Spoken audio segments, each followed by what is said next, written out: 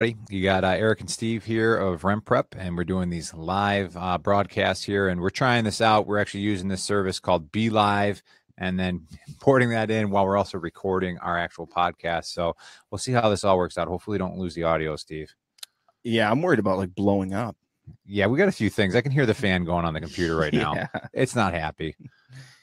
Your computer looks like an octopus. Like I've never seen so many things coming out of one computer. You've used every port. I try my best. Try to maximize the equipment here, and just going to be sharing this into the group right now. Let's see. We got the RentPrep for Landlords group. Join us on the live broadcast.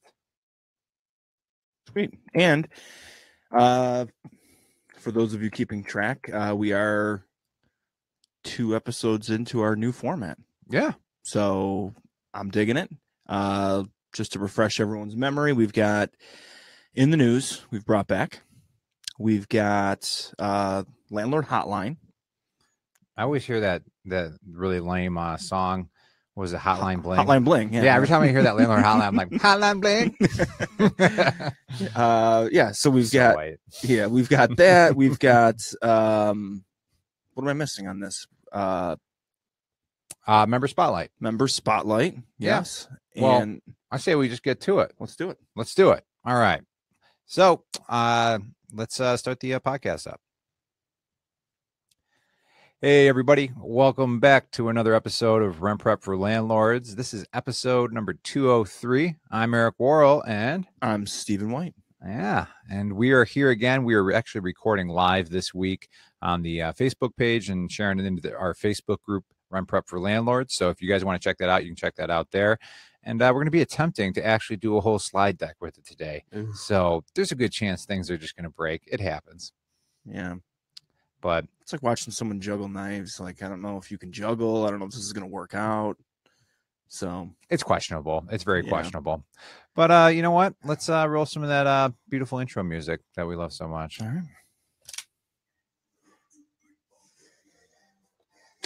Welcome to the RentPrep for Landlords podcast. And now your hosts, Stephen White and Eric Worrell. What's going on, Steve? You ready for another episode of RentPrep for Landlords? I am. All right. So this week, what we're going to try to do is kind of buzz through some of the in the news topics. So we got a few more this week, but we're going to cover them quick, and we got some interesting topics. It's a pretty wide variety here. Yeah. So first one that we're going to be talking about here is actually has to do with the NHL playoffs. So I know you're a big hockey fan. Yeah.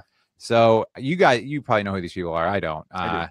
So Colton Sissons, am I saying that right? You are. Yeah. All right. Number 10 of the Nashville Predators is late on his rent to his landlord, who happens to be Colin Wilson of the Colorado Avalanche. Now, why is that interesting, Steve? Because they are playing each other in the playoffs. That's right.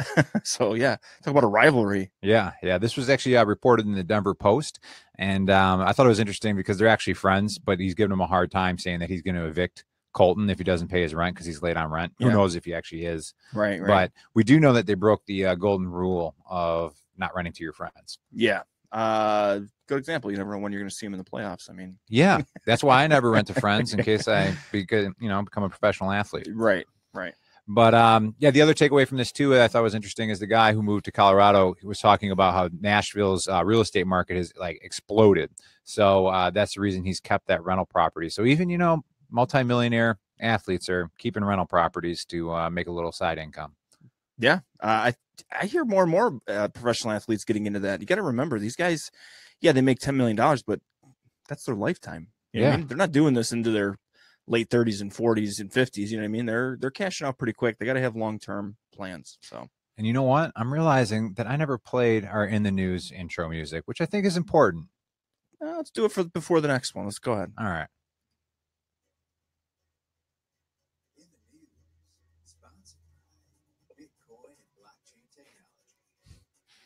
Sure what it does, but you don't want to miss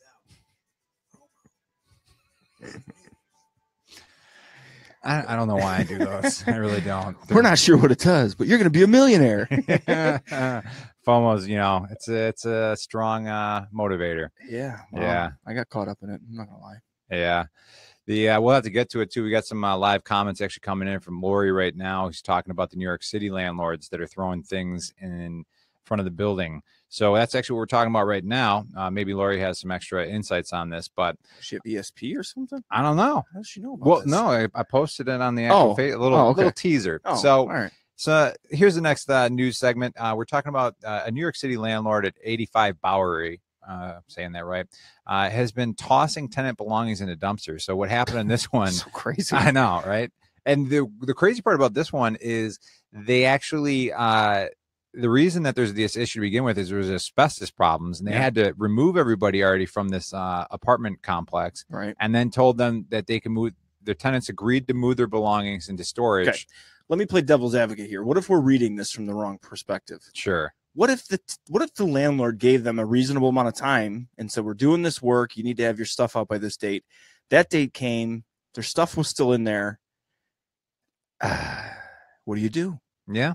Maybe not toss it in the dumpster, but I mean, what do you do? I did think the same thing. I was like, you know what? This could have been one of those situations where the tenants just were completely just upset. Like, I'm not doing anything, Yeah. So, but yeah, it's a good reminder though to go through the proper process if you are evicting somebody. Not that this was an eviction, but you never want to do the self-help route and just start throwing people's stuff away. Here's a good rule of thumb: don't throw out other people's things. Yeah, especially in the picture that it shows somebody holding up a bottle of pills, prescription full. I mean, they're stuff. ibuprofen. It's not that big of a deal. The guy's kind of just being a wuss. Yeah, Well, there's also kind of the flip side to this story too. We've seen a landlord in the group, I'm not going to name names, but post a story about how her name was Peggy. Yeah, post a story about how she had a tenant leave, the garbage in the house. And mind you, I'm sure we've all felt this way at certain points, but certainly a reminder not to do it.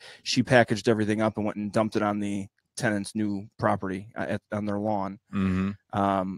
So we didn't even need to jump in on that one. The group pretty much self-managed at that point. And I think probably had to lock that post down because so many people were trying to explain to her that that's obviously not the right thing to do. Yeah. And just some insights. Actually, I've spoken with Lori Beth here, who commented on our live video. And she said that the New York City landlord that's been throwing things in the dumpster has been all over the local news, because I know she's from Long Island. So, yeah, apparently it's been making a lot of news in that area. So, yeah, don't go to the extreme measures, because you might end up on the news for the wrong reasons. So, you don't want to do that to yourself.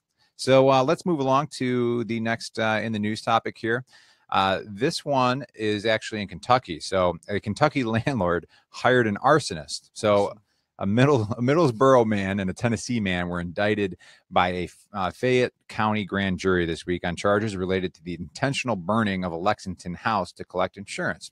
So Louis Taylor Hardin, 40, of Middlesboro, was indicted on one count of second-degree arson, a felony punishable by 10 to 20 years in prison. He is also identified as Louis Hardin in other court records. Ooh, hold on. There's a good takeaway. All right. Right. So we run into this in the screening business pretty often. You've got two very distinctly different names, similar but different, Louis and Louis. Yep. Right. Whether it be human error at the courts, whether it be a police officer that documented incorrectly, whoever made the mistake, somebody at some point entered in Louis instead of Louis. Mm-hmm. He now is known as having both those records. Fixing court records is not a matter of like, oh, just erase these on that one, and then we're going to put the right name in there. No, once that's an entry, that's an entry, and you have to now identify that person by both of those names. So it's really important if you're doing screening, and you're doing screening for criminal records, obviously, and trying to check your applicant's criminal records, you want to use a screening company that can run those variations and not just run the instant. Yep. If it's not Louis, we're not returning any results. Yep. Because that's exactly how it happens. Yeah. And I mean, the main takeaway from this is don't light your rental properties on fire. I think in this case, Louis or Louis, however he wants to go by, he actually had the house for sale and had been for sale for a couple of years. The neighbors said they spotted a car coming up and dousing the house. What a dummy. Yeah. I mean, what a dummy. What he paid this guy, I think I read $10,000 to torch it too. And I'm like, you don't think that the insurance investigators look at the bigger picture? Okay, the house has been on the market for sale for a year and a half, hasn't sold. Yep. it's a random act of, even if he would have gotten away with it, it's a random act of weird arsenic violence. There's no way, you know, if you're going to try to pull it off, there's a million ways to do it better. I'm not saying one way or another, but I mean, sound come on. Experienced from the sound of it. No, Steve. no, I'm just saying. Did you have, you Make it know, look like a a rebellious youth that I don't know about? Man, I mean, you can make it look like a wire fire or something. I mean, come on. Yeah. Louis. Yeah, I think what they ended up doing was they found traces of gasoline when they did their investigation, so they knew that it was just kind of doused. So yeah, come on, Louis. Come on, step Louis. your game up. Yeah, dude. Come on. In 10, 20 years when you get out of prison. Yeah. All right. So our last in the news segment here comes from Chicago. So a Chicago alderman, which I've never actually heard this term before. An alderman is like a council member. He's seeking fines for landlords who let historic rentals rot. So property owners who intentionally let historic buildings languish so they can be torn down and redeveloped would face fines under a new proposal from a North Side alderman. So the City Council Zoning Committee has approved a proposal from Alderman Brian Hopkins II that would fine property owners between $1,000 and $2,000 for intentionally letting buildings within protected historic districts deteriorate in an attempt to get around city rules protecting them. Yeah. A couple of takeaways here. I know a lot of landlords in our group would probably agree it's not a great idea always to buy a historic building. Yep. They're cool. They're very cool to look at when they're done nice. They're very expensive to restore. And you've got to follow all kinds of guidelines and rules that are not always easy to comply with or inexpensive to comply with. Yeah, I've heard situations where somebody had a window break and that window was going to cost like thousands of dollars because you have to put that style of window back in. Sure. You know, of course, like satellite dishes and things like that, you can't put on the side of the house. And I get it. Chicago's a lot like Buffalo, where we're from. Matter of fact, Frank Lloyd Wright had a big imprint on both places. They both had a very Victorian style architecture, beautiful buildings in both Buffalo and Chicago. I get it.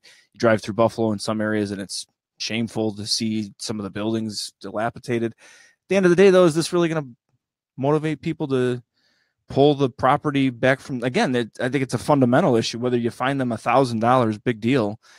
They might not have the money to fix this place up. Yeah. It's got to go to the right hands. I don't know. Yeah. My favorite thing about this article is they actually, Photoshop that alderman into the photo. You can see how he's got the white lines around the sides and of him. He's terrifying. I'm going to be honest with you. He is. Rather than the fines, they should just have him stare you down and shame you. Look at that scowl on his If you're face. curious what he looks like, just go to the show notes on the podcast. We'll have him up on there. Looks like Jimmy Fallon's angry older brother. Yeah, it does. I'll give you that. I like that. So moving right along to our final in the news segment here. An Oswego man has been accused of sexually harassing tenants. Right in our backyard, man. Yeah, it is. No pun intended. We've had a few.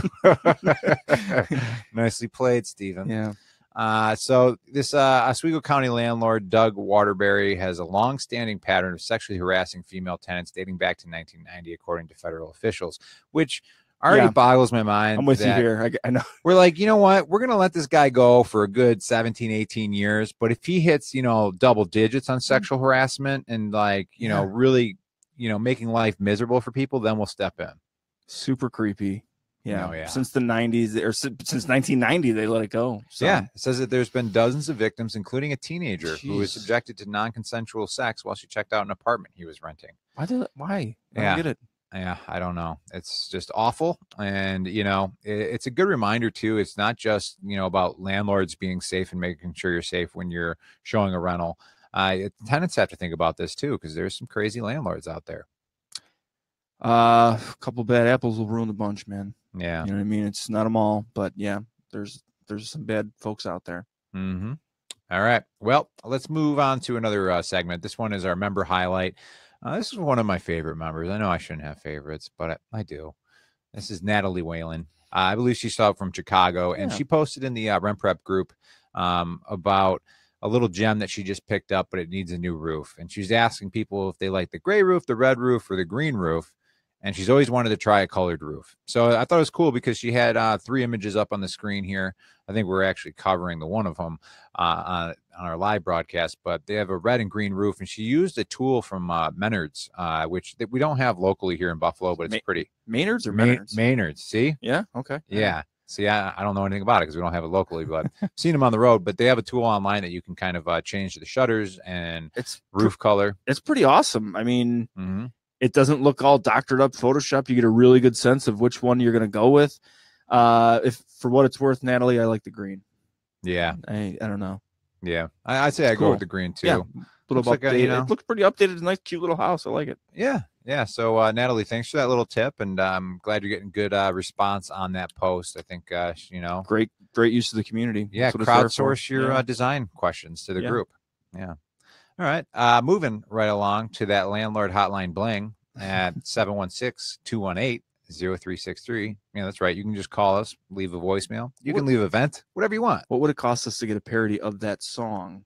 Do we have to pay royalties on that if we play it? Not if it's a parody, right? Yeah. Come on. I never understand that law. Shoot for next week. Come on. All right. Landlord hotline bling. Yeah, exactly. And then we'll get a video of me and you just dancing awkwardly in front of a bunch of weird colored lights. I'll cut a rug. Let's do it. We're so topical. The way we're just hitting on these, hip hop culture references from 2 years ago. I get it. Yeah. Cool. So, all right, let's take a listen here and see what kind of question we got here today. When your tenant is being evicted and they ruin your rental, you turn the cost into your insurance. So I thought this was a pretty good question. Pretty cut and dry there. Yeah. And researched it. I have an answer up on the screen here.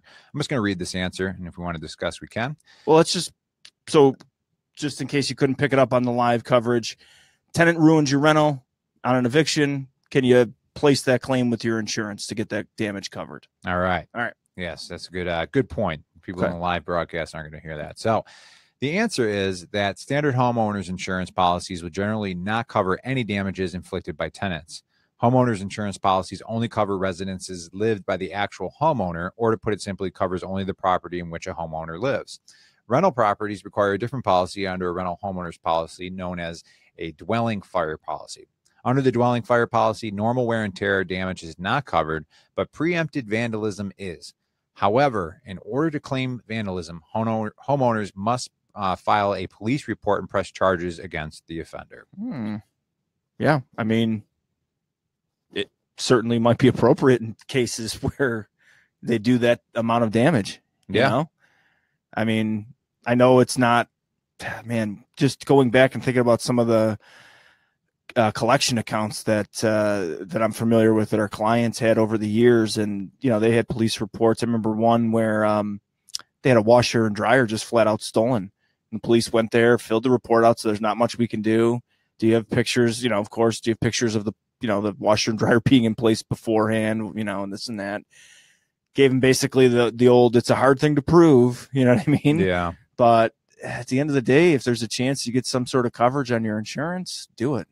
Yeah. Yeah. I mean, I think it's a good thing to know too, because it's like, you don't want to skip steps, and, maybe you just felt bad filing a police report, or you felt lazy, or whatever the situation was. And you don't do that, but you've got thousands and thousands of dollars of damages that now can't be reclaimed because you're not going to find that person. Yeah. And you didn't go through the proper steps of filing a police report. So yeah. It's worth it. It's easy. I just had to do it. I don't know if it was 12 months ago or what, when we had our credit stolen. Mm-hmm. And some guy in Cleveland, shout out to Cleveland, Ohio, where somebody spent $2,200 at a lids store at the mall buying hats. It's a lot of hats. I don't know why the guy at the lids store didn't raise a flag. Like, yeah. Do normally people go in there and spend $2,200 worth of hats? I wonder if that's like a normal thing, or maybe it was the guy that worked there. I don't know. Either way, we had to file a police report. I don't know. It took me 20 minutes. I had to get my call, went down to, they made me go down to the station, fill it out real quick, but got our money back. All right. Well, there you have it. Make sure you file a police report if your tenant vandalizes your rental property. Right. Or if you get your credit card stolen and somebody buys 1,000 hats. Yeah. All right, everybody. That is episode number 203. Again, if you want to connect with us, you can always join the RentPrep for Landlords Facebook group. We actually asked for a password when you try to join now, just as a heads up, just trying to limit the amount of riffraff coming in and out of the group. I've been getting picked on a lot lately, and it's hurting my feelings.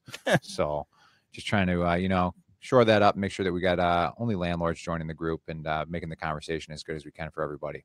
So, yeah, that's podcast 203. Awesome. All right. Until next week, everybody, take care, and we'll talk to you soon. All right. See you guys. Take care. Thanks for tuning in. If you did. Oh, yes.